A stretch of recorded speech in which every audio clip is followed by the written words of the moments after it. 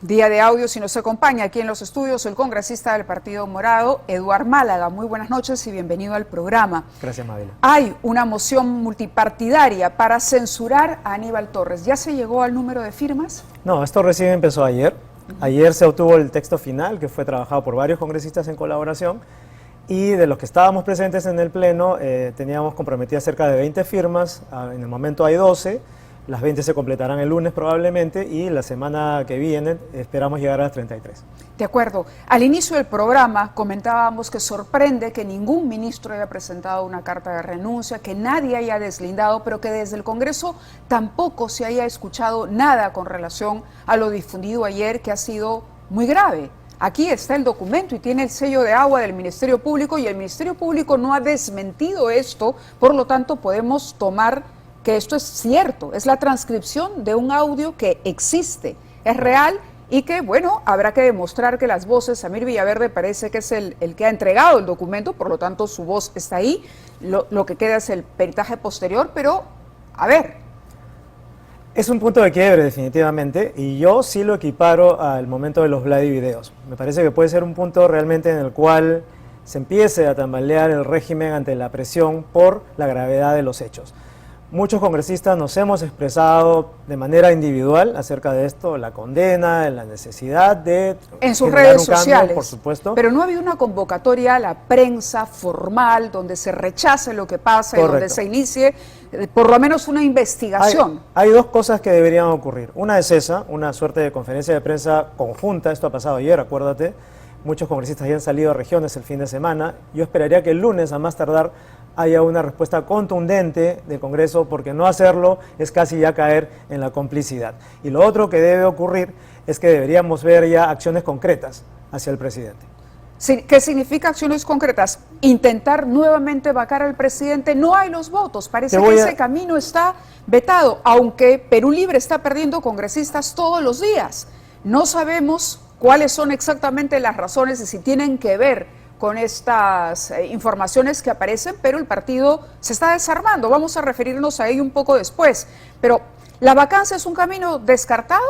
Yo no descarto nada, Mávila. Yo personalmente soy una persona que no se deja vencer, que no se da por vencido. Usted mencionó que había entre 8 y 10 congresistas.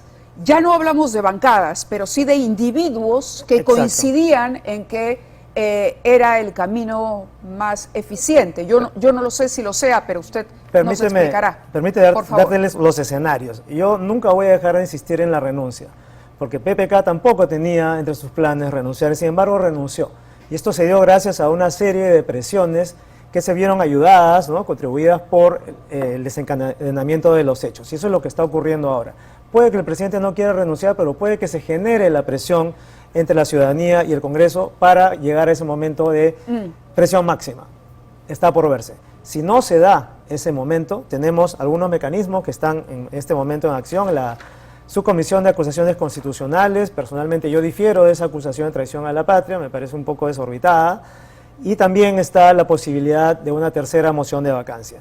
Yo considero que una tercera moción de vacancia sí sería viable siempre y cuando tengamos cuidado en algunos aspectos. El contenido de la moción de vacancia tiene que ser irrefutable, tiene que ser bien construido, no tiene que ir del lado de una narrativa de fraude, de perder las elecciones o estamos en contra de un gobierno comunista, sino ceñirse a los hechos que evidentemente nos dan los elementos de juicio para nosotros poder interpretar el artículo 113 y decir, efectivamente, por tal y tal y tal motivo, es una suerte de juicio político, en realidad es una válvula de escape de la Constitución, esto amerita una vacancia por incapacidad moral permanente. Es el debate que buscamos.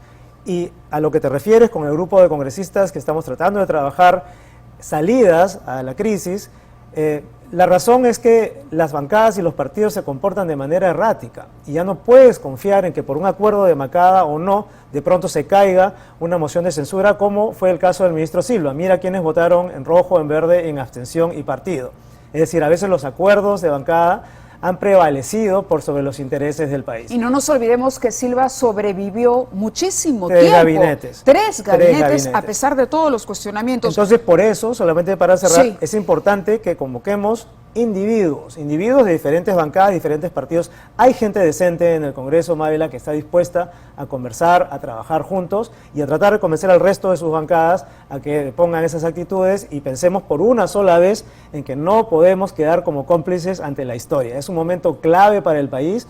Ya no hablamos de supuestos, hablamos de hechos validados por una investigación fiscal.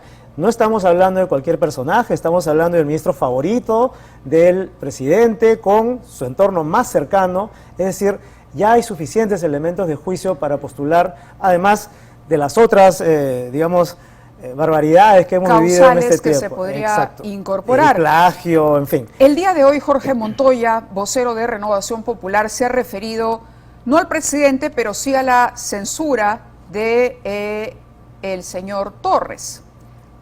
Dice, no es estratégico, ha dicho, nuevamente preocupado por el tema de usar la bala de plata y la preocupación de un eventual cierre del Parlamento. Esto es lo que dijo el almirante Montoya.